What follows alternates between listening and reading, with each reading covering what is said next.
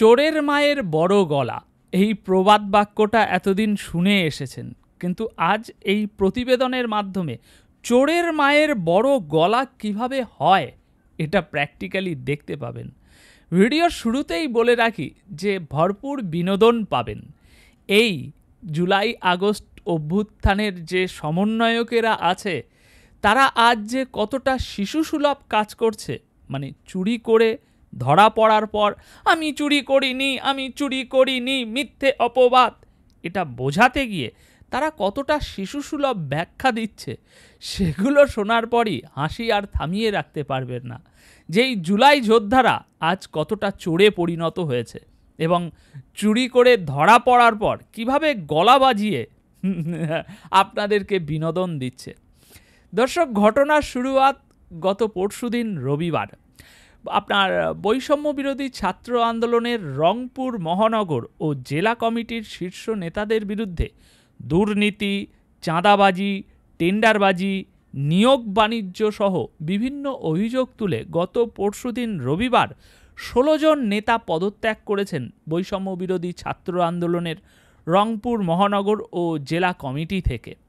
এখন তাদের মেন দাবি ছিল যে এই আপনার রংপুর মহানগর জেলা কমিটির বৈষম্য বিরোধী ছাত্র আন্দোলনের কিছু নেতা তারা রংপুরের ঘাঘট নদের পাড়ে গ্রামীণ কুটির শিল্প মেলায় ব্যাপক জুয়ার অভিযোগ তোলা হয়েছে।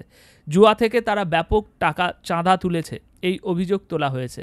সেখান থেকে মহানগর ও জেলা কমিটি মিলে 14 লাখ টাকা চাঁদা নিয়েছে, মানে এই জুয়ার মেলা থেকে। এছাড়া মামলা, বাণিজ্য, আপনার ফেনীর বন্যার সময় ত্রাণের অবশিষ্ট 87,000 টাকা আত্মসাৎ ও রংপুর সিটি কর্পোরেশনের 25 কর্মচারীর নিয়োগে কয়েক লাখ টাকা বাণিজ্য করেছেন তারা। এখন এই ঘটনাকে কেন্দ্র করে আপনার 16 জন নেতাকর্মী পদত্যাগ করেছিলেন গত রবিবার।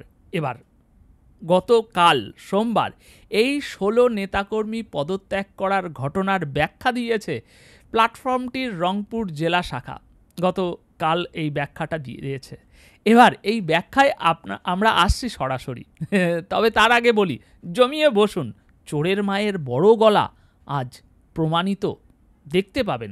মানে প্রমাণিত বলছে, মানে এতদিন শুনে এসেছেন চোরের মায়ের বড় গলা, আজ দেখতে পাবেন। তাও আবার কারা দেখাবে এই সার্কাস? এই জুলাই গণ অভ্যুত্থানের শীর্ষ নেতারা। আসুন দর্শক, আর কি ব্যাখ্যা দিয়েছে যে প্ল্যাটফর্মের নেতাকর্মীরা যারা আর কি চোর, তারা ব্যাখ্যা দিয়েছে যে আমরা রমজান মাসে ইফতার মেহফিল করার জন্য শুভাকাঙ্ক্ষীদের কাছ থেকে 3,20,000 টাকা সংগ্রহ করি। এছাড়াও ডেকোরেটর সহ অন্যান্য খরচের জন্য শুভাকাঙ্ক্ষীরা আমাদের সহায়তা করেছেন। আমরা বলেছিলাম টাকা সাশ্রয় হলে পাঞ্জাবি কিনে দেয়া হবে, সবাইকে দেওয়া সম্ভব হয়নি, তাই আমাদের বিরুদ্ধে এরকম অভিযোগ উঠছে।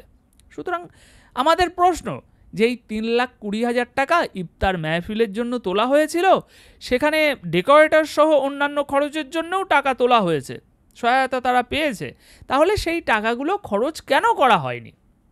এটা তো ইফতার মেহফিল ছিল, তাই না? আমি চাইলে 1 লাখ টাকাও খরচা করতে পারি, আমি চাইলে 10 লাখ টাকাও খরচা করতে পারি। তাহলে এই যে টোটাল টাকাটা ইফতার মেহফিলে শুভাকাঙ্ক্ষীদের থেকে নেওয়া হয়েছে, সেই টোটাল টাকাটা কেন খরচ করা হয়নি? সেই টোটাল টাকার কিছু অংশ কেন বাঁচিয়ে রাখা হয়েছে?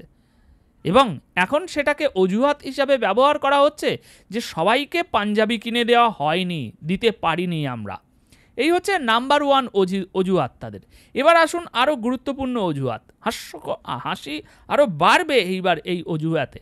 দেখুন কতটা শিশুসুলভ হয়ে গিয়েছে আজ এই বলিষ্ঠ নেতারা। সেদিন তাদের বক্তব্যগুলো একেবারে জাঁতরেল ছিল, একেবারে আগুন ঝরানো বক্তব্য, কিন্তু আজ তাদের এই যে ব্যাখ্যাগুলো সামনে আসছে, দেখে মনে হচ্ছে সত্যি একটা সব 5-6 বছরের শিশু হয়ে গিয়েছে আজ।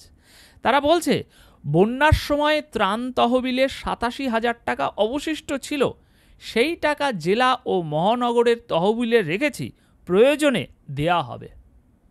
বুঝে দেখুন, বন্যা হয়ে গেল, দুস্থ গরিব মানুষদের জন্য যে ত্রাণের টাকা উঠেছে, আমরা জানি বহু টাকা উঠেছে, সেই টাকা থেকে 87,000 টাকা বাঁচিয়ে রাখা হয়েছিল। বাঁচিয়ে রেখে জেলা ও মহানগরের তহবিলে রাখা হয়েছে, প্রয়োজনে দেয়া হবে। এখন যে 16 জন পদত্যাগ করেছে, এই বিষয়ে তাদের দাবি হচ্ছে যে বন্যার 87,000 টাকা তারা আত্মসাৎ করেছে। কিন্তু এই সাধু মানুষেরা আজ বলছে যে না, আমরা আত্মসাৎ করিনি, আমরা জেলা মহানগরের তহবিলে রেখেছি, প্রয়োজনে দেয়া হবে। তা প্রয়োজনটা কখন হবে? বন্যার সময় যখন বন্যা কবলিত মানুষগুলো অসহায় অবস্থায় ভুগছিল, তখন প্রয়োজন এদের হয়নি, এখনও প্রয়োজন হবে। এরপরে আর কবে প্রয়োজন হবে? বন্যায় যাদের ঘরবাড়ি ভেঙে গিয়েছে, এতদিনে তাদের ঘরবাড়ি ঠিক হয়ে গিয়েছে, এরপরে আর কবে প্রয়োজন হবে? আর সর্বোপরি প্রশ্নটা তো এটাই যে 87,000 টাকা কেন মহানগরের তহবিলে রাখা হলো? কেন এই 87,000 টাকা দিয়ে যাদের বাড়িঘর ভেঙে গিয়েছিল বা যারা সেই সময় ব্যাপক খাদ্য সংকটে ভুগছিল, বস্ত্র সংকটে ভুগছিল, তাদের পিছনে খরচটা ভাই কেন করা হয়নি? এটাই তো আমাদের প্রশ্ন। আর এখানেই ধরা খেয়ে গিয়েছে এই চোরগুলো। যদি তোমরা চোর না হতে, ওই 16 জন যে দাবিটা করছে ওটা যদি মিথ্যে হতো, তাহলে তোমাদের এখানে একটা নির্দিষ্ট ব্যাখ্যা থাকতো যে এই জন্য 87,000 টাকা বাঁচিয়ে রাখা হয়েছে, বন্যার সময় মানুষকে সাহায্য না করে। কিন্তু এই যে ব্যাখ্যা দেওয়া হয়েছে যে 87,000 টাকা ছিল, সেই টাকা আমরা তহবিলে রেখেছি।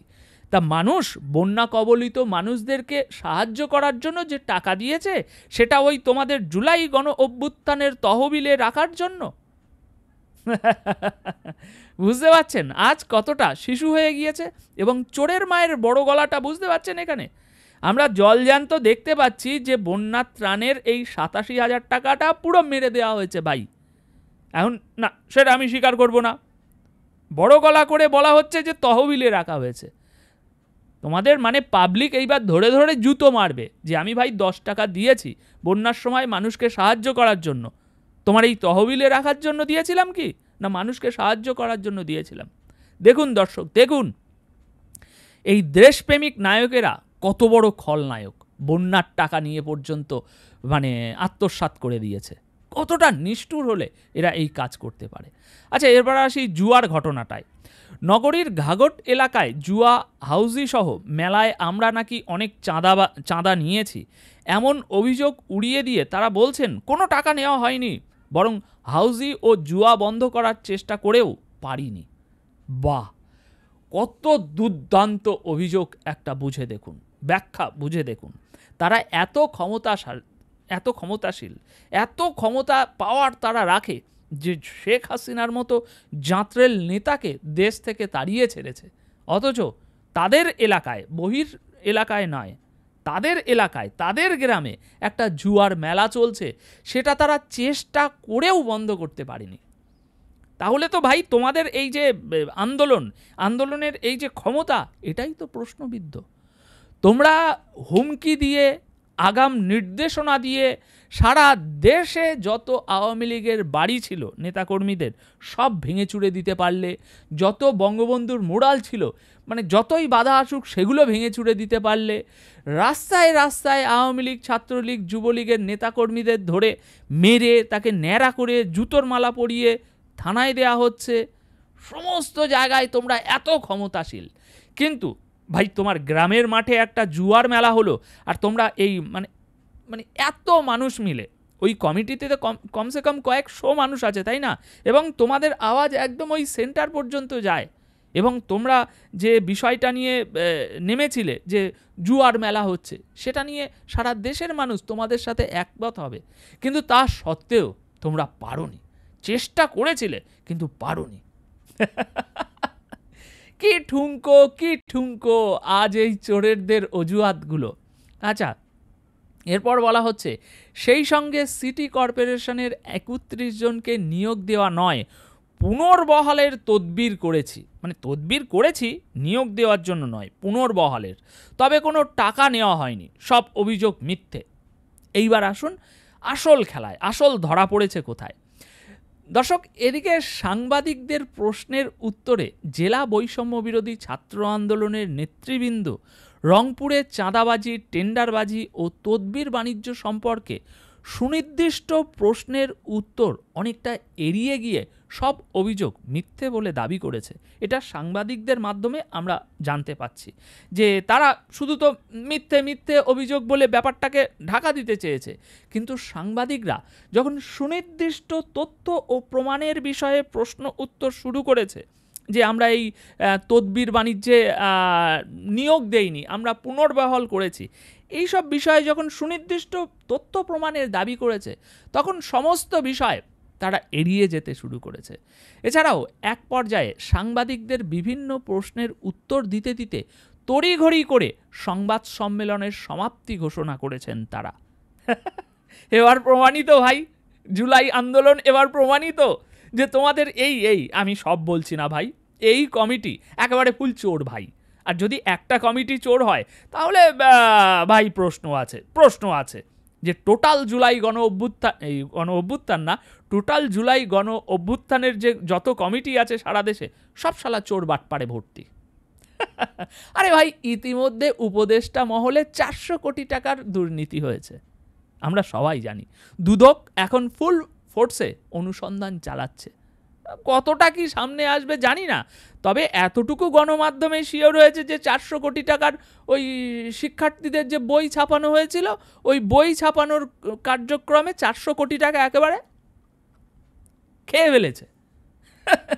তা উপদেষ্টা মহল থেকে যদি 400 কোটি টাকা খেয়ে ফেলা হয়, তা তোমরা কি ছেড়ে দেবা না তো? না, তো সেই ঘটনাই দেশের মানুষ দেখছে। তোমরা আর এই চোরের মতো মানে চুরি করে আর এই মুখ কালো বেশি করো না, এইসব বাচ্চাদের মতো অজুহাত দিয়ে। মানে সাংবাদিকদের প্রশ্নের উত্তর দিতে দিতে তড়িঘড়ি করে সংবাদ সম্মেলন সমাপ্তি ঘোষণা করতে হচ্ছে। এছাড়াও এদিকে মহানগর বৈষম্য বিরোধী ছাত্র আন্দোলনের আহ্বায়ক ইমতিয়াজ আহমেদ ইমতি সহ মহানগর নেতাদের বিরুদ্ধে যে অভিযোগ উঠেছে সে সম্পর্কে কোনো বক্তব্য না দিয়ে সব মিথ্যে